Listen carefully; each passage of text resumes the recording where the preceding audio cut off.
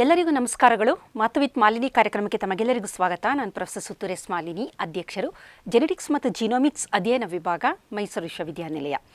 ಈ ದಿನ ಬಿದಿರಿನ ಕಳಲೆ ಎಂಬ ಒಂದು ಆಹಾರದ ಬಗ್ಗೆ ನಾನು ನಿಮಗೆ ಅದರ ಮಾಹಿತಿಯನ್ನು ತಿಳಿಸ್ಕೊಡ್ತಾ ಇದ್ದೀನಿ. ಈ ಕಳಲೆ ಅನ್ನುವುದು ಬಿದಿರಿನ ಒಂದು ಒಳಗಡೆ ಇರುವಂತಹ ಒಂದು ಮೃದುವಾದ ಭಾಗ ಅಂತ ಹೇಳ್ಬಹುದು. ಮಲೆನಾಡಿನಲ್ಲಿ ಇದರಿಂದ ಬಹಳ ಒಂದು ರುಚಿಕರವಾದ ಖಾದ್ಯಗಳನ್ನು ತಯಾರು ಮಾಡ್ತಾರೆ. ಮಲೆನಾಡು ಆಗಬಹುದು ಅಥವಾ ಕೂರ್ಗು, ಕೊಡಗು ಅಂತ ಇವಲ್ಲ, ಅದು ಪಶ್ಚಿಮ ಘಟ್ಟಗಳು. ಇಲ್ಲಿ ಸಾಮಾನ್ಯವಾಗಿ ಇದು ಯಥೇಚ್ಛವಾಗಿ ಕಾಡುಗಳಲ್ಲಿ ಸಿಕ್ಕುತ್ತೆ. ಆದಾಗ್ಯೂ ಬುಡಕಟ್ಟಿನ ಜನರು ಸಹ ಇದನ್ನು ಯಥೇಚ್ಛವಾಗಿ ಅವರ ಆಹಾರವಾಗಿ ಬಳಸ್ತಾರೆ. ಇದರಿಂದ ಉಪ್ಪಿನಕಾಯಿನ ತಯಾರು ಮಾಡ್ತಾರೆ, ಜೊತೆಗೆ ಪಲ್ಯ ಮಾಡ್ತಾರೆ, ಸಾಂಬಾರು ಮಾಡ್ತಾರೆ. ಬಹಳ ರುಚಿಕರವಾದ ಖಾದ್ಯ ಅಂತ ಹೇಳ್ಬಹುದು. ಅದು ಅಕ್ಕಿ ರೊಟ್ಟಿ ಆ ಥರದ್ರ ಜೊತೆಗೆ ದೋಸೆ, ಇದ್ರ ಜೊತೆಗೆ ತುಂಬ ಒಂದು ಸೊಗಸಾದ ಒಂದು ರುಚಿಕರವಾದ ಖಾದ್ಯ ಇದಾಗಿರುತ್ತೆ. ಇದು ಬರೀ ನಾಲಿಗೆಗೆ ರುಚಿ ಮಾತ್ರ ಕೊಡೋದಿಲ್ಲ. ವರ್ಷಕ್ಕೆ ಈ ಕೆಲವೊಂದು ತಿಂಗಳುಗಳು ಅದು ಮಳೆಗಾಲದಲ್ಲಿ ಈ ಬಿದಿರಿನ ಕಳಲೆ ಸಿಗ್ತಾ ಇರುತ್ತೆ. ಅಂತಹ ಸಂದರ್ಭದಲ್ಲಿ ವರ್ಷದಲ್ಲಿ ಒಂದೆರಡು ಬಾರಿಯಾದರೂ ಈ ಬಿದಿರಿನ ಕಳಲಿನ ತಿಂದರೆ ಆರೋಗ್ಯಕ್ಕೆ ಒಳ್ಳೆಯದು ಅಂತ ನಮ್ಮ ಪೂರ್ವಜರು ಹೇಳ್ತಾ ಬಂದಿದ್ರು. ಆದರೆ ಯಾವ ರೀತಿ ಆರೋಗ್ಯಕ್ಕೆ ಇದು ಪೂರಕ, ಇದು ತುಂಬ ಒಳ್ಳೆಯದು ಅಂತ ಅವರಿಗೆ ಗೊತ್ತಿರಲಿಲ್ಲ. ಆದರೆ ಆರೋಗ್ಯ ತುಂಬ ಚೆನ್ನಾಗಿರುತ್ತೆ, ಒಳ್ಳೆಯದು ಅನ್ನೋದು ಗೊತ್ತಿತ್ತು. ವೈಜ್ಞಾನಿಕವಾಗಿ ಈ ಕಳಲೆ ಯಾವ ರೀತಿ ಬಳಕೆ ಮಾಡಬೇಕು, ಇದರ ಆರೋಗ್ಯದ ಪ್ರಯೋಜನಗಳು ಏನು ಅಂತ ನಾವು ನೋಡೋದಾದರೆ, ಮೊದಲನೇದಾಗಿ ಇದರಲ್ಲಿ ಯಥೇಚ್ಛವಾಗಿ ನಾರಿನ ಅಂಶ ಇರುತ್ತೆ. ಯಾವುದ್ಯಾವುದು ಯಥೇಚ್ಛವಾಗಿ ನಾರಿನ ಅಂಶವನ್ನು ಹೊಂದಿರುತ್ತೆ ಅದು ನಮ್ಮ ಕರುಳಿನ ಆರೋಗ್ಯಕ್ಕೆ ಅತ್ಯಂತ ಪೂರಕವಾದ ಆಹಾರ ಅಂತ ಹೇಳ್ಬೋದು. ಕಾರಣ, ಈ ನಾರಿನ ಅಂಶವನ್ನು ನಮ್ಮ ಕರುಳಿನಲ್ಲಿರುವ ಬ್ಯಾಕ್ಟೀರಿಯಾಗಳು ಬಳಕೆ ಮಾಡಿಕೊಂಡು ಸ್ಮಾಲ್ ಚೈನ್ ಫ್ಯಾಟಿ ಆ್ಯಸಿಡ್ ಎನ್ನುವ ಒಂದು ರಾಸಾಯನಿಕಗಳನ್ನು ಬಿಡುಗಡೆ ಮಾಡುತ್ತೆ. ಅದರಲ್ಲೂ ಪ್ರಮುಖವಾಗಿ ಈ ಸ್ಮಾಲ್ ಚೈನ್ ಫ್ಯಾಟಿ ಆ್ಯಸಿಡಲ್ಲಿ 3 ಪ್ರಮುಖವಾದ ಸ್ಮಾಲ್ ಚೈನ್ ಫ್ಯಾಟಿ ಆ್ಯಸಿಡ್ಗಳಿದೆ: ಬ್ಯೂಟರೇಟ್, ಪ್ರೊಪಿಯೋನೇಟ್, ಅಸಿಟೇಟ್ ಅಂತ. ಅದರಲ್ಲೂ ಬ್ಯೂಟರೇಟ್ ಅನ್ನುವ ಒಂದು ಸ್ಮಾಲ್ ಚೈನ್ ಫ್ಯಾಟಿ ಆ್ಯಸಿಡ್ ಇದೆಯಲ್ಲ, ಅದು ನಮ್ಮ ಕರುಳಿನ ಗೋಡೆಗಳು ಏನಿದೆ ಅದನ್ನು ಶಕ್ತಿಯುತವಾಗಿ ಬಲಯುತವಾಗಿ ಇರುವ ಥರ ಮಾಡುತ್ತೆ. ಜೊತೆಯಲ್ಲಿ ನಮ್ಮ ಒಂದು ಇಮ್ಯೂನ್ ಸಿಸ್ಟಮ್ ಏನಿದೆ, ರೋಗ ಪ್ರತಿರೋಧಕ ಶಕ್ತಿಯನ್ನು ಹೆಚ್ಚು ಮಾಡುತ್ತೆ. ನಮ್ಮ ಮೆಟಬಾಲಿಸಮ್, ಚಯಾಪಚಯ ಕ್ರಿಯೆಯನ್ನು ಚೆನ್ನಾಗಿ ಮಾಡುತ್ತೆ. ಇದರ ಜೊತೆಯಲ್ಲಿ ಆ ಒಂದು ಕರುಳಿನಲ್ಲಿ ಇನ್ಫ್ಲಮೇಷನ್ ಆಗಬಾರ್ದು. ಈಗ ನೋಡಿ, ಕೆಲವೊಂದು ಆಹಾರವನ್ನು ಸೇವನೆ ಮಾಡ್ತಾ ಇರೋಂಥ ಕೆಲವರು ಜನರಿಗೆ ಹೊಟ್ಟೆಯಲ್ಲಿ ಹುಣ್ಣುಗಳು ಅಂತ ಹೇಳ್ತಾರೆ. ಅದಕ್ಕೆ ಕಾರಣ ಮೊದಲು ಇನ್ಫ್ಲಮೇಷನ್ ಆಗಿರುತ್ತೆ. ಅದು ತೀವ್ರಗತಿಯಲ್ಲಿ ಮುಂದುವರೆದು ಅದಕ್ಕೆ ಸರಿಯಾದ ಚಿಕಿತ್ಸೆ ನೀಡದಿದ್ದ ಪಕ್ಷದಲ್ಲಿ ಏನಾಗುತ್ತೆ, ಅದು ಹೊಟ್ಟೆಯಲ್ಲಿ ಹುಣ್ಣುಗಳಾಗುವ ಸಾಧ್ಯತೆ ಇದೆ. ಹಾಗಾಗಿ ಈ ಥರದ ಆಹಾರವನ್ನು, ಅದರಲ್ಲೂ ಮುಖ್ಯವಾಗಿ ಕಳಲೆಯನ್ನು ನಾವು ಸೇವನೆ ಮಾಡಿದಾಗ ಇಮ್ಯುನಿಟಿ, ನಮ್ಮ ರೋಗ ಪ್ರತಿರೋಧಕ ಶಕ್ತಿ ಚೆನ್ನಾಗಾಯಿತು, ಚಯಾಪಚಯ ಕ್ರಿಯೆಗಳು ಚೆನ್ನಾಗಾಯಿತು, ಜೊತೆಯಲ್ಲಿ ಉರಿ ಊತ ಅಥವಾ ಇನ್ಫ್ಲಮೇಷನ್ ಕರುಳಿನಲ್ಲಿ ಆಗದಿದ್ದ ಹಾಗೆ ಇದು ತಡೆಯುತ್ತೆ. ಹಾಗಾಗಿ ಇದೊಂದು ನಮ್ಮ ಕರುಳಿಗೆ ಅತ್ಯಂತ ಪೂರಕವಾದ ಆಹಾರ. ಇದನ್ನು ಯಾವ ರೂಪದಲ್ಲಾದರೂ ನಾವು ಸೇವನೆ ಮಾಡ್ಬೋದು. ಉಪ್ಪಿನಕಾಯಿ ಹಾಕಿದ್ರೆ ಬಹಳಷ್ಟು ದಿನ ಇಟ್ಕೊಂಡು ಇದನ್ನು ತಿನ್ಬೋದು. ಅಲ್ಲದ ಪಕ್ಷದಲ್ಲಿ ಇದರಿಂದ ಪಲ್ಯಗಳನ್ನು ಮಾಡ್ತಾರೆ, ಸಾಂಬಾರು ಮಾಡ್ತಾರೆ. ತುಂಬ ರುಚಿಕರವಾದ ಒಂದು ಖಾದ್ಯಗಳನ್ನು ನಾವು ತಯಾರು ಮಾಡಬಹುದು. ಇದು ನಮ್ಮ ಕರುಳಿನ ಆರೋಗ್ಯಕ್ಕೆ ಅತ್ಯಂತ ಪೂರಕವಾದದ್ದು. ಜೊತೆಯಲ್ಲಿ ಹೃದಯದ ಆರೋಗ್ಯಕ್ಕೂ ಇದು ಅತ್ಯಂತ ಪೂರಕವಾದದ್ದು ಅಂತ ಹೇಳಬಹುದು. ಕಾರಣ, ಇದು ನಮ್ಮ ದೇಹದಲ್ಲಿ HDL ಲೆವೆಲ್ನ ಜಾಸ್ತಿ ಮಾಡಿ LDL ಲೆವೆಲ್ನ ಕಮ್ಮಿ ಮಾಡುತ್ತೆ. ಯಾವ ರೀತಿ ಅಂತ ನೋಡೋದಾದರೆ, ನಮ್ಮ ಬೈಲ್ ಕೋಶದಿಂದ ಏನು ಒಂದು ಪಿತ್ತರಸ ಅಂತ ಬಿಡುಗಡೆಯಾಗುತ್ತೆ, ಇದು ಈ ನಾರಿನಾಂಶ ಏನಿದೆ ಅದು ಪಿತ್ತರಸದ ಜೊತೆ ಬೈಂಡ್ ಆಗುತ್ತೆ. ಬೈಂಡ್ ಆದಾಗ ಏನಾಗುತ್ತೆ, ಹೊಸದಾಗಿ ಪಿತ್ತರಸ ಉತ್ಪಾದನೆ ಆಗಬೇಕು, ಬೈಂಡ್ ಆಗಿಬಿಟ್ಟು ಹೊರಗಡೆ ಬಂದುಬಿಡುತ್ತೆ. ಹಾಗಾಗಿ ದೇಹಕ್ಕೆ ಪಿತ್ತರಸ ಬೇಕಾಗಿರೋದ್ರಿಂದ ಹೊಸದಾಗಿ ಅದರ ಉತ್ಪಾದನೆ ಆಗಬೇಕು. ಅದು ಲಿವರ್ ಏನು ಮಾಡುತ್ತೆ, ಅದರಲ್ಲಿರುವ ಕೊಲೆಸ್ಟ್ರಾಲ್ನ ಬಳಕೆ ಮಾಡಿಕೊಂಡು ಹೊಸದಾಗಿ ಪಿತ್ತರಸವನ್ನು ಜಾಸ್ತಿ ಮಾಡ್ತಾ ಬರುತ್ತೆ. ಹಾಗಾಗಿ ದೇಹದಲ್ಲಿ ಶೇಖರಣೆಯಾಗಿರುವ ಕೊಲೆಸ್ಟ್ರಾಲ್ ಪ್ರಮಾಣ ಕಡಿಮೆ ಆಗ್ತಾ ಬರುತ್ತೆ ಅಂತ ಹೇಳ್ತಾರೆ. ಇದರ ಜೊತೆಯಲ್ಲಿ ಯಾವ ರೀತಿ ಇದು ಹೃದಯದ ಆರೋಗ್ಯವನ್ನು ಚೆನ್ನಾಗಿ ಮಾಡುತ್ತೆ ಅಂದರೆ, ಒಂದು ಕೊಲೆಸ್ಟ್ರಾಲ್ ಪ್ರಮಾಣವನ್ನು ಕಡಿಮೆ ಮಾಡ್ತಾ ಬಂತು. ಇದರ ಜೊತೆಯಲ್ಲಿ ಇದರಲ್ಲಿ ಪೊಟ್ಯಾಷಿಯಂ ಲೆವೆಲು ತುಂಬ ಜಾಸ್ತಿ ಇದೆ. ಪೊಟ್ಯಾಷಿಯಂ ನಮ್ಮ ದೇಹಕ್ಕೆ ಅತ್ಯಂತ ಪೂರಕವಾದದ್ದು.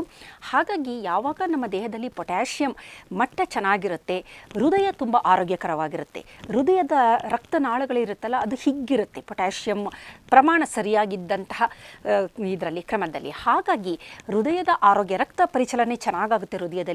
ಎಲ್ಲೂ ಗೆಡ್ಡೆಗಳು, ನಾವೇನು ಬ್ಲಾಕ್ಸ್ ಅಂತ ಕರಿತೀವಲ್ಲ, ಅದು ಆಗೋದಿಲ್ಲ. ಹಾಗಾಗಿ ನಮ್ಮ ದೇಹದ ಕೊಲೆಸ್ಟ್ರಾಲ್ ಮಟ್ಟವನ್ನು ಕಾಪಾಡೋದಕ್ಕೆ, ಜೊತೆಯಲ್ಲಿ ಹೃದಯದ ಆರೋಗ್ಯವನ್ನು ಕಾಪಾಡುವಲ್ಲಿ ಈ ಬಿದಿರಿನ ಕಳಲೆ ಏನಿದೆ ಅದು ಅತ್ಯಂತ ಪ್ರಮುಖವಾದ ಪಾತ್ರವನ್ನು ವಹಿಸುತ್ತೆ. ಜೊತೆಯಲ್ಲಿ ಇದೇನು ಮಾಡುತ್ತೆ, ಇದರಲ್ಲಿ ನಾರಿನಂಶ ಜಾಸ್ತಿ ಇರೋದ್ರಿಂದ ಇದು ನಮ್ಮ ಆಹಾರ ಜೀರ್ಣವಾಗುವ ಕ್ರಿಯೆಯನ್ನು ನಿಧಾನ ಮಾಡುತ್ತೆ. ಅದರಲ್ಲೂ ಪ್ರಮುಖವಾಗಿ ಕಾರ್ಬೋಹೈಡ್ರೇಟ್ ಸೇವನೆ ಮಾಡಿರ್ತೀವಿ. ಈಗ ನೋಡಿ, ನಾವು ಅನ್ನದ ಜೊತೆ ಇದರ ಸಾಂಬಾರನ್ನು ತಿಂತಾ ಇದ್ದೀವಿ ಅಂತ ಇಟ್ಕೊಳ್ಳಿ.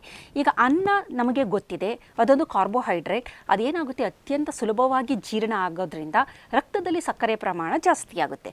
ಹಾಗಾಗಿ ಅನ್ನವನ್ನು ತಿನ್ನಬೇಡಿ ಅಂತ ಮಧುಮೇಹಿಗಳಿಗೆ ವೈದ್ಯರು ಅದಕ್ಕೋಸ್ಕರ ಹೇಳೋದು.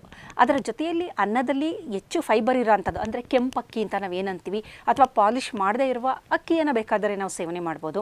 ಆದರೆ ಇಲ್ಲಿ ಕಳಲೆಯನ್ನು ಅನ್ನದ ಜೊತೆ ಬಳಸಿದಾಗ ಏನಾಗುತ್ತೆ, ಈ ಕಾರ್ಬೋಹೈಡ್ರೇಟ್ ಅಂದರೆ ಅನ್ನ ಅಂತ ನಾವೇನಂತೀವಿ ಕಾರ್ಬೋಹೈಡ್ರೇಟ್, ಅದರ ಒಂದು ಜೀರ್ಣವಾಗುವ ಕ್ರಿಯೆ ನಿಧಾನ ಆಗ್ತಾ ಬರುತ್ತೆ.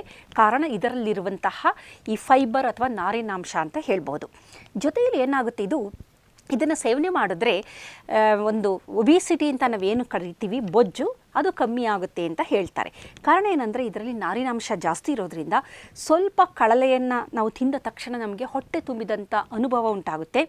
ಕಾರಣ ಇದು ನಮ್ಮ ಕರುಳಿನಗೆ ನಮ್ಮ ದೇಹದ ಒಳಗಡೆ ಹೋದ ತಕ್ಷಣ ಏನಾಗುತ್ತೆ, ಕರುಳಿನ ಎಲ್ ಕೋಶಗಳು ಅಂತ ಇದೆ, ಅವುಗಳಿಂದ PYY ಎನ್ನುವ ಒಂದು ಹಾರ್ಮೋನು, GLP-1 ಎನ್ನುವ ಹಾರ್ಮೋನು, CCK ಎನ್ನುವ ಹಾರ್ಮೋನುಗಳು ಬಿಡುಗಡೆಯಾಗುತ್ತೆ. ಅದರಲ್ಲೂ ಈ ಹಾರ್ಮೋನುಗಳ ಮುಖ್ಯ ಕೆಲಸ ಏನು ಅಂದರೆ ಹೊಟ್ಟೆ ಹಸಿವನ್ನು ಒಂಥರ ಕಡಿಮೆ ಮಾಡೋ ಅಂಥದ್ದು, ಹೊಟ್ಟೆ ತುಂಬಿದ ಒಂದು ಅನುಭವವನ್ನು ನಮಗೆ ನೀಡುವಂತಹದ್ದು. ಇವು ಅತ್ಯಂತ ಪ್ರಮುಖವಾದ ಹಾರ್ಮೋನುಗಳು ಅನ್ಬೋದು. ಇತ್ತೀಚಿನ ದಿನದಲ್ಲಿ ಒಬಿಸಿಟಿ ಜಾಸ್ತಿ ಇರುವಂಥವರಿಗೆ GLP-1 ಎನ್ನುವ ಈ ಒಂದು ಯಾವುದೋ ರಾಸಾಯನಿಕ ನಮ್ಮ ದೇಹದಲ್ಲೇ ಬಿಡುಗಡೆಯಾಗುತ್ತೆ ಹಾರ್ಮೋನು, ಅದರ ಮಾತ್ರೆಗಳನ್ನು ನೀಡ್ತಾರೆ. ಅದರ ಮಾತ್ರೆಗಳನ್ನು ಈ ಬೊಜ್ಜುತನ ಇರುವವರು, ಅಂದರೆ ಬೊಜ್ಜುತನ ಅಂದರೆ ಸ್ವಲ್ಪ ಬೊಜ್ಜುತನ ಇದ್ದರೆ ಕೊಡೋದಿಲ್ಲ, ಹೆಚ್ಚಿನ ಬೊಜ್ಜುತನ ಮಾರ್ಬಿಡ್ ಒಬಿಸಿಟಿ ಅಂತೀವಿ, ಅಂದರೆ ಅವ್ರಿಗೆ ಕೂತ್ಕೊಳ್ಳೋಕ್ಕಾಗಲ್ಲ, ನಿಲ್ಲಕ್ಕಾಗೋದಿಲ್ಲ, ಓಡಾಡೋಕ್ಕಾಗೋದಿಲ್ಲ, ತುಂಬ ದೇಹದ ತೂಕ ಜಾಸ್ತಿ, ಅದು ಬಹಳ ಕಷ್ಟ ಅಂತ ಅನುಭವ ಆಗ್ತಿರುತ್ತೆ. ಅಂತಹ ಸಮಯದಲ್ಲಿ ಅವರಿಗೆ ಹೊರಗಡೆಯಿಂದ ಸಪ್ಲಿಮೆಂಟ್ GLP-1 ಎನ್ನುವ ಆ ಒಂದು ಹಾರ್ಮೋನಿನ ಮಾತ್ರೆಗಳನ್ನು ಕೊಡ್ತಾರೆ. ಅದನ್ನು ಸೇವನೆ ಮಾಡಿದಾಗ ಏನಾಗುತ್ತೆ ಅಂದರೆ ಆಹಾರ ಸೇವನೆ ಕಡಿಮೆ ಆಗ್ತಾ ಬರುತ್ತೆ. ಕಾರಣ ಏನಕ್ಕೆ ಅಂತಂದರೆ ಇದು ಹಸಿವನ್ನು ನೀಗಿಸುವಂತಹ, ಹೊಟ್ಟೆ ತುಂಬಿದ ಫೀಲಿಂಗ್ ಕೊಡುವಂತಹ ಒಂದು ಆಹಾರ ಆಗಿರೋದ್ರಿಂದ ಅದು ನಾವು ಸೇವಿಸುವ ಆಹಾರದ ಮಟ್ಟವನ್ನು ಕಡಿಮೆ ಮಾಡ್ತಾ ಬರುತ್ತೆ. ಜೊತೆಯಲ್ಲಿ ರಕ್ತದಲ್ಲಿ ಸಕ್ಕರೆಯ ಪ್ರಮಾಣ ಜಾಸ್ತಿ ಆಗೋದಿಲ್ಲ, ಹಾಗಾಗಿ ಇನ್ಸುಲಿನ್ ರೆಸಿಸ್ಟೆನ್ಸ್ ಕಮ್ಮಿ ಆಗುತ್ತೆ. ಅತಿಯಾಗಿ ಆಹಾರ ಸೇವಿಸ್ತೀವಲ್ಲ ಅದು ಕಡಿಮೆ ಆಗ್ತಾ ಬರುತ್ತೆ. ಹಾಗಾಗಿ ಈ ಒಂದು ಕಳಲೆಯ ಸೇವನೆಯಿಂದ ರಕ್ತದೊತ್ತಡ ಕಡಿಮೆ ಆಗುತ್ತೆ. ಪೊಟ್ಯಾಷಿಯಮ್ದು ನಾನು ಹೇಳಿದೆ, ಅದು ಹಿಗ್ಗಿಸೋದ್ರಿಂದ ರಕ್ತದೊತ್ತಡದಲ್ಲಿ ಏನು ತೊಂದರೆ ಆಗೋದಿಲ್ಲ, ಹೃದಯಕ್ಕೆ ಒಳ್ಳೆಯದು, ಜೊತೆಯಲ್ಲಿ ನಮ್ಮ ಗಟ್ ಮೈಕ್ರೋಬ್ಸ್ಗೆ ಒಳ್ಳೆಯದು. ಜೊತೆಯಲ್ಲಿ ಇದು ಇನ್ಸುಲಿನ್ ರೆಸಿಸ್ಟೆನ್ಸ್ ಉಂಟಾಗಬಹುದು ಅದನ್ನು ಕಡಿಮೆ ಮಾಡ್ತಾ ಬರುತ್ತೆ, ಮತ್ತು ಬೊಜ್ಜುತನವನ್ನು ಸಹ ಕಡಿಮೆ ಮಾಡುವಂತಹ ಶಕ್ತಿ ಇದಕ್ಕಿದೆ. ಜೊತೆಯಲ್ಲಿ ಬಹಳ ಮುಖ್ಯವಾಗಿ ಇದರಲ್ಲಿ ಕೆಲವು ವಿಶೇಷವಾಗಿ ಇರುವಂತಹ ಪೋಷಕಾಂಶಗಳು ಯಾವುದು ಅಂತಂದರೆ ವಿಟಮಿನ್ B6 ಇದೆ, ವಿಟಮಿನ್ C ಇದೆ, ಇದರ ಜೊತೆಗೆ ಪೊಟ್ಯಾಷಿಯಮ್, ಮೆಗ್ನೀಷಿಯಮ್, ಕಾಪರ್ ಮತ್ತು ಆ್ಯಂಟಿ ಆಕ್ಸಿಡೆಂಟ್ಸ್ಗಳು ಬಹಳಷ್ಟು, ಫಿನಾಲಿಕ್ ಕಾಂಪೌಂಡ್ಗಳು, ಫ್ಲೆವೆನಾಯ್ಡ್ಸ್ಗಳು, ಇದರ ಜೊತೆಯಲ್ಲಿ ಕರಗುವ ನಾರು, ಕರಗದ ನಾರು ಎರಡೂ ಸಹ ಇದೆ. ಈ ಕರಗುವ ನಾರು ಏನಿದೆ ಅದು ಬಹಳ ಪ್ರಮುಖವಾದದ್ದು. ಕಾರಣ ನಮ್ಮ ಗಟ್ ಮೈಕ್ರೋಬ್, ಒಳ್ಳೆಯ ಗಟ್ ಮೈಕ್ರೋಬ್ಗಳ ವೃದ್ಧಿ ಆಗಬೇಕು ಅಂತಂದರೆ ಈ ನಾರುಗಳು, ಕರಗುವ ನಾರು, ಕರಗದ ನಾರು ಎರಡೂ ಬಹಳ ಪ್ರಮುಖ ಪಾತ್ರವನ್ನು ವಹಿಸುತ್ತೆ. ಜೊತೆಯಲ್ಲಿ ಮಲಬದ್ಧತೆಯನ್ನು ಸಹ ಇದು ನೀಗಿಸುತ್ತೆ. ಕಾರಣ ಏನಾಗುತ್ತೆ ಅಂದರೆ ಈ ಕಳಲೆ ಮತ್ತು ಈಗ ಅದರ ಜೊತೆಯಲ್ಲಿ ನಾವು ಬಾಳೆ ದಿಂಡು ಸಹ ಅದೇ ಥರದ ನಾರಿನಾಂಶವನ್ನು ಹೊಂದಿರೋ ಅಂಥದ್ದು. ಇವುಗಳ ಸೇವನೆ ಮಾಡಿದಾಗ ಮಲದ ಒಂದು ಕ್ವಾಂಟಿಟಿ ಏನಿರುತ್ತೆ ಅದು ಜಾಸ್ತಿ ಆಗುತ್ತೆ. ಅಂದರೆ ನಾವು ಸೇವಿಸುವ ಆಹಾರ ಏನಿದೆ ಅದು ಇದರ ಜೊತೆ ಸೇರಿಕೊಂಡು ಕ್ವಾಂಟಿಟಿ ಜಾಸ್ತಿ ಆದಾಗ ಸಲೀಸಾಗಿ ಅದು ದೇಹದಿಂದ ಹೊರಬರುವುದರಿಂದ ಮಲಬದ್ಧತೆ ಇರೋದಿಲ್ಲ. ಕಾರಣ ಬಹಳಷ್ಟು ನಾರಿನಾಂಶ ಇದರಲ್ಲಿದೆ. ಹಾಗಾಗಿ ಇದು ನಮ್ಮ ಮಲಬದ್ಧತೆ ಅಂದರೆ ಬೊವೆಲ್ ಮೂಮೆಂಟ್ ಅಂತ ಏನು ಹೇಳ್ತೀವಿ ಅದೇ ಆಗಿರಬಹುದು, ಅಥವಾ ಕರುಳಾಗಿರ್ಬೋದು, ಹೃದಯ ಆಗಿರಬಹುದು, ಮತ್ತು ಓವರಾಲ್ ಇಮ್ಯುನಿಟಿ ಅಂತ ನಾವೇನು ಹೇಳ್ತೀವಿ ರೋಗ ಪ್ರತಿರೋಧಕ ಶಕ್ತಿ, ಇದನ್ನು ಸಾಮಾನ್ಯವಾಗಿ ಏನು ಮಾಡ್ತಾರೆ ಅಂದರೆ ಮಳೆಗಾಲದಲ್ಲಿ ಹೆಚ್ಚಾಗಿ ಇದು ಸಿಕ್ಕುತ್ತೆ, ಇದನ್ನು ಶೇಖರಣೆ ಮಾಡಿಕೊಂಡು ಇಟ್ಕೊಂಡಿರ್ತಾರೆ. ಹಾಗಾಗಿ ಏನಾಗುತ್ತೆ, ಮಳೆಗಾಲದಲ್ಲಿ ಸ್ವಲ್ಪ ಈ ವೈರಸ್ ಮತ್ತು ಬ್ಯಾಕ್ಟೀರಿಯಾಗಳ ಸೋಂಕು ಜಾಸ್ತಿ ಆಗೋದ್ರಿಂದ, ಈಗ ಮಳೆ ಬರ್ತಾ ಇರುತ್ತೆ, ನೀರು ಚೇಂಜ್ ಆಗ್ತಾ ಇರುತ್ತೆ. ಹಾಗಾಗಿ ಈ ಒಂದು ಮಲೆನಾಡು ಅಥವಾ ಪಶ್ಚಿಮ ಘಟ್ಟಗಳ ಪ್ರದೇಶ ಏನಿದೆ ಅಥವಾ ಕೊಡಗು ಇಂತಹ ಕಡೆ ಈ ಒಂದು ಸೋಂಕು ರೋಗಗಳು ಆ ಸಮಯದಲ್ಲಿ ಬರುವಂಥ ಫ್ಲೂ ಆಗಿರ್ಬೋದು, ಒಂದು ಜ್ವರ, ಕೆಮ್ಮು, ಇದರ ಒಂದು ಕಡಿಮೆ ಆಗಬೇಕು ಅಂದರೆ ನಮ್ಮ ಇಮ್ಯುನಿಟಿ ಚೆನ್ನಾಗಿರಬೇಕು. ಹಾಗಾಗಿ ಬಿದಿರಿನ ಕಳಲೆಯನ್ನು ಬಹಳ ಯಥೇಚ್ಛವಾಗಿ ಬಳಸ್ತಾರೆ. ಇದು ಇನ್ಫ್ಲಮೇಷನ್ ಉಂಟು ಮಾಡುವಂತಹ ಸೈಟೋಕೈನ್ ಸೈನ್ಸ್ಗಳು, ಅದರಲ್ಲಿ ಟ್ಯೂಮರ್ ನೆಕ್ರೋಸಿಸ್ ಫ್ಯಾಕ್ಟರ್ ಆಲ್ಫಾ ಆಗಿರ್ಬೋದು, ಇಂಟರ್ಲ್ಯೂಕಿನ್ 6 ಆಗಿರ್ಬೋದು, ಇವುಗಳನ್ನು ಕಡಿಮೆ ಮಾಡ್ತಾ ಬರುತ್ತೆ. ರೋಗ ಪ್ರತಿರೋಧಕ ಶಕ್ತಿಯನ್ನು ಜಾಸ್ತಿ ಮಾಡ್ತಾ ಬರುತ್ತೆ. ಹಾಗಾಗಿ ಇದು ಅತ್ಯಂತ ಸುಲಭದಲ್ಲಿ ಕಾಡಿನಲ್ಲೇ ಸಿಗುವಂತಹದ್ದು ಒಂದು ಪದಾರ್ಥ ಅಂತನ್ಬೋದು. ಮತ್ತು ಇದಕ್ಕೆ ಬೆಲೆಯೂ ಸಹ ಬಹಳ ಕಡಿಮೆ ಇರುತ್ತೆ. ಆದರೆ ಇದನ್ನು ಬಳಕೆ ಮಾಡುವ ವಿಧಾನ ನಮಗೆ ಗೊತ್ತಿರಬೇಕು. ಇದರಿಂದ ಬೇಕಾದಷ್ಟು ಥರದ ಒಂದು ಅಡಿಗೆನ ನಾವು ಮಾಡಬಹುದು. ಆದರೆ ಬಳಸುವ ವಿಧಾನ ಇದೆಯಲ್ಲ, ಅದು ನಾವು ಸರಿಯಾಗಿ ತಿಳ್ಕೊಂಡಿರಬೇಕಾಗುತ್ತೆ. ಕಾರಣ ಏನಂತಂದರೆ, ಈ ಬಿದಿರಿನ ಕಳಲೆಯಲ್ಲಿ ಟ್ಯಾಕ್ಸಿಫಿಲಿನ್ ಎಂಬ ಒಂದು ರಾಸಾಯನಿಕ ಇದೆ. ಇದು ಒಂದು ಸಯನೋಜೆನಿಕ್ ಗ್ಲೈಕೋಸೈಡ್ ಆಗಿದೆ. ಅಂದರೆ ಇದೇನಾಗುತ್ತೆ, ಇದರಲ್ಲಿರುವ ಟ್ಯಾಕ್ಸಿಫಿಲಿನ್ ಬಿದಿರನ್ನು ನಾವು ಅದನ್ನು ಕಟ್ ಮಾಡಿದಾಗ ಅಥವಾ ಜಜ್ಜಿದಾಗ ಅಥವಾ ಬೇಯಿಸುವಂಥ ಸಂದರ್ಭದಲ್ಲಿ ಈ ಸಯನೋಜೆನಿಕ್ ಗ್ಲೈಕೋಸೈಡ್ ಇದೆ, ಅದೇನಾಗುತ್ತೆ, ಅದು HCN ಹೈಡ್ರೋಜನ್ ಸಯನೈಡ್ ಆಗಿ ಕನ್ವರ್ಟ್ ಆಗ್ತಾ ಬರುತ್ತೆ. ಹೈಡ್ರೋಜನ್ ಸಯನೈಡು ಒಂದು ವಿಷಕಾರಿ ರಾಸಾಯನಿಕ ಅಂತ ಅನ್ಬೋದು. ಅದಕ್ಕೆ ಏನು ಮಾಡ್ತಾರೆ, ಬಿದಿರನ್ನು ಸಣ್ಣ ಸಣ್ಣ ತುಂಡುಗಳಾಗಿ ಮಾಡ್ತಾರೆ. ಅದನ್ನು ಸುಮಾರು 3 ದಿನಗಳ ಕಾಲ ನೆನೆಸಿಡ್ತಾರೆ. ಪ್ರತಿದಿನ ಏನು ಮಾಡ್ತಾರೆ, 21 ಗಂಟೆಗಳ ಕಳೆದ ನಂತರ ಆ ನೀರನ್ನು ಚೆಲ್ತಾರೆ, ಪುನಃ ಹೊಸದಾಗಿ ನೀರನ್ನು ಹಾಕಿಡ್ತಾರೆ. ಈ ರೀತಿ 3 ದಿನಗಳು ಅದನ್ನು ಮಾಡ್ತಾರೆ. ಅವಾಗೇನಾಗುತ್ತೆ, ಅದರಲ್ಲಿರುವ ಎಲ್ಲ ವಿಷಕಾರಿ ಅಂಶಗಳು ನೀರಿನಲ್ಲಿ ಕರಗಿ ಸಂಪೂರ್ಣವಾಗಿ ಅದು ನಿರ್ವಿಷಯುಕ್ತ ಆಗಿರುತ್ತೆ. ನಂತರ ಏನು ಮಾಡ್ತಾರೆ, ಅದನ್ನು ಬೇಯಿಸ್ತಾರೆ. ಬೇಯಿಸಿದಂಥ ಸಂದರ್ಭದಲ್ಲಿ ಇನ್ನೂ ಅದರಲ್ಲಿರುವ ನಾರು ಮೃದು ಆಗುತ್ತೆ.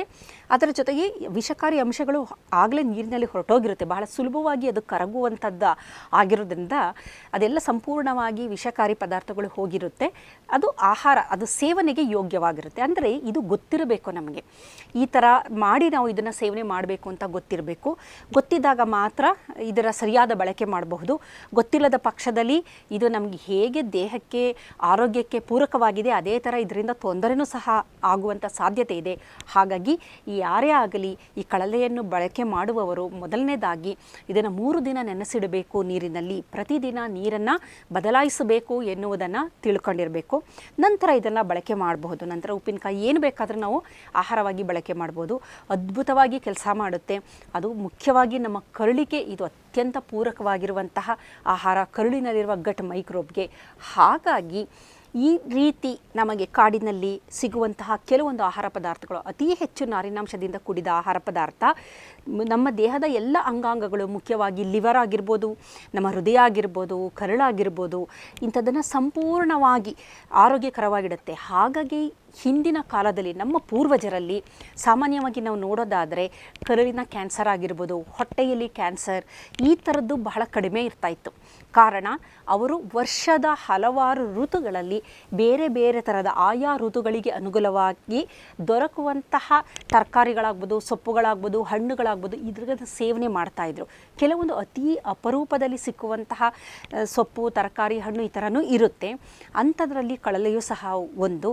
ಹಾಗಾಗಿ ಹಿಂದಿನ ಕಾಲದಲ್ಲಿ ಈ ಥರದ ಇಂದು ನಾವು ಏನು ನೋಡ್ತಾ ಇದ್ದೀವಿ ಸಮಸ್ಯೆಗಳು, ಅದರಲ್ಲೂ ಮುಖ್ಯವಾಗಿ ಅಧಿಕ ರಕ್ತದೊತ್ತಡ ಆಗಿರಬಹುದು, ಬೊಜ್ಜುತನ ಆಗಿರಬಹುದು, ಜೊತೆಯಲ್ಲಿ ಸಕ್ಕರೆಯ ಪ್ರಮಾಣ, ಮಧುಮೇಹಗಳು, ಮತ್ತು ಕರುಳಿನಲ್ಲಿ ಉಂಟಾಗುವಂತಹ ಕ್ಯಾನ್ಸರ್, ಕರುಳಿನಲ್ಲಿ ಉಂಟಾಗುವ ಇನ್ಫ್ಲಮೇಷನ್, ಮಲಬದ್ಧತೆ. ಇತ್ತೀಚಿನ ದಿನದಲ್ಲಿ ಮಲಬದ್ಧತೆಯಿಂದ ಬಹಳಷ್ಟು ನಮ್ಮ ಯುವಜನರು ಬಳಲ್ತಾ ಇರ್ತಾರೆ. ಕಾರಣ ಅವರು ಈ ಥರದ ನಾರಿನಾಂಶದಿಂದ ಕೂಡಿದ ಆಹಾರವನ್ನು ಸೇವನೆ ಮಾಡೋಲ್ಲ. ಇದರ ಬದಲು ಜಂಕ್ ಆಹಾರವನ್ನು ಸೇವನೆ ಮಾಡ್ತಾರೆ. ಅತಿಯಾದ ಮೈದಾವನ್ನು ಬಳಸಿರುವಂಥ ಆಹಾರವನ್ನು ಸೇವನೆ ಮಾಡ್ತಾರೆ. ಅದರಲ್ಲಿ ಯಾವುದೇ ನಾರು ಇರೋದಿಲ್ಲ, ಯಾವುದೇ ಫೈಬರ್, ಕರಗದ ಫೈಬರ್ ಯಾವುದೂ ಇರೋದಿಲ್ಲ. ಹಾಗಾಗಿ ಏನಾಗುತ್ತೆ ಅಂದರೆ ಅದು ಮಲದ ಒಂದು ಫಾರ್ಮೇಷನ್ ಆಗುವಂಥ ಸಂದರ್ಭದಲ್ಲಿ ಅತ್ಯಂತ ಗಟ್ಟಿಯಾಗಿರುತ್ತೆ. ದೇಹದಿಂದ ಅದು ಹೊರ ಹೋಗುವ ಸಂದರ್ಭದಲ್ಲಿ ಆ ಸಣ್ಣ ಸಣ್ಣ ರಕ್ತನಾಳಗಳು ಬ್ರೇಕ್ ಆಗುವಂಥ ಸಾಧ್ಯತೆಗಳಿದೆ. ಜೊತೆಯಲ್ಲಿ ಏನಾಗುತ್ತೆ, ಅವಾಗ ಆ ಥರದ್ರಿಂದ ಗುದದ್ವಾರದಲ್ಲಿ ಗಾಯ ಆಗ್ಬೋದು, ರಕ್ತಸ್ರಾವ ಆಗ್ಬೋದು, ಹುಣ್ಣುಗಳಾಗ್ಬೋದು. ಮಲಬದ್ಧತೆ ಜಾಸ್ತಿಯಾಗಿ ಅದರಿಂದ ಹುಣ್ಣು ಜಾಸ್ತಿ ತೀವ್ರಗತಿಯಲ್ಲಿ ಅದೊಂದು ಕೊಲಾನ್ ಕ್ಯಾನ್ಸರ್ ಸಹ ಆಗುವಂಥ ಸಾಧ್ಯತೆಗಳು ಹೆಚ್ಚು. ಹಾಗಾಗಿ ಇಂತಹ ಏನಾದರೂ ಕೆಲವೊಂದು ತರಕಾರಿಗಳಾಗಿರಬಹುದು, ಇವುಗಳು ನಮಗೆ ದೊರೆತ ಪಕ್ಷದಲ್ಲಿ ಅವುಗಳನ್ನು ಯಾವುದೇ ಕಾರಣಕ್ಕೂ ತಪ್ಪಿಸದೆ ಅದನ್ನು ಸೇವನೆ ಮಾಡಿದ್ರೆ ಖಂಡಿತವಾಗಿ ನಮ್ಮ ಆರೋಗ್ಯವನ್ನು ಅದ್ಭುತವಾಗಿ ನಾವು ಕಾಪಾಡ್ಕೊಳ್ಬೋದು. ನಮಸ್ಕಾರ.